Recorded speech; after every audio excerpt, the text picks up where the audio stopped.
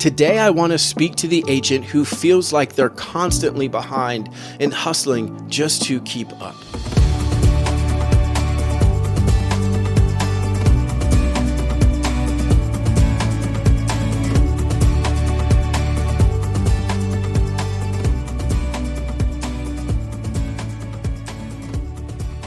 You know, hustle is a treadmill, but faithfulness is a foundation.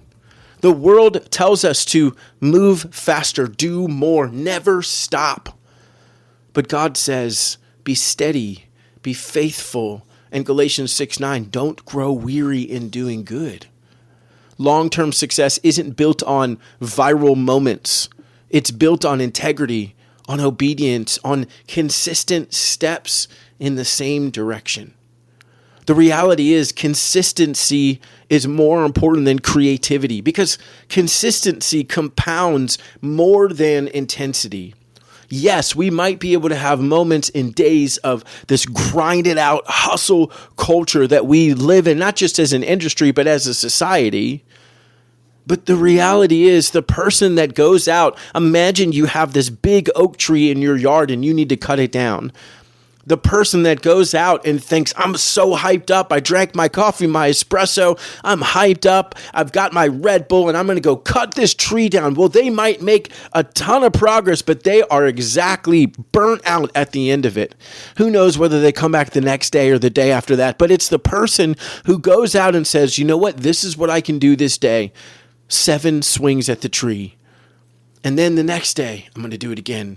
And the next day, I'm going to do it again. It's the age-old story of the tortoise versus the hare, right? The tortoise is the one that wins. It's not the hare who grew up and is hustling and sprints and then stops and sprints and then stops. It is the tortoise who, moment after moment, is making progress. Consistency compounds more than hustle. Faithfulness is measured over years, not months.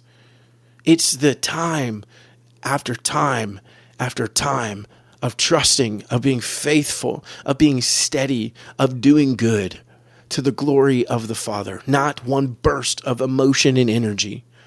God is not asking you to burn out. He's asking you to be obedient. Galatians 6:9 says, let us not grow weary in doing good, for at the proper time we will reap a harvest if we do not give up. Let us not grow weary in doing good.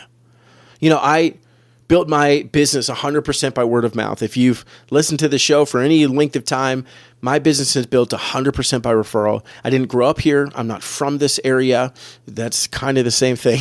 But I'm not from this area. I didn't have a ton of relationships in the area. I started with 40 people in my database, but on my second full year in the industry, I sold 50 homes. But what I share quite often, yeah, I sold 50 homes my second year, but it took me 5.5 months when I started to even get off the ground.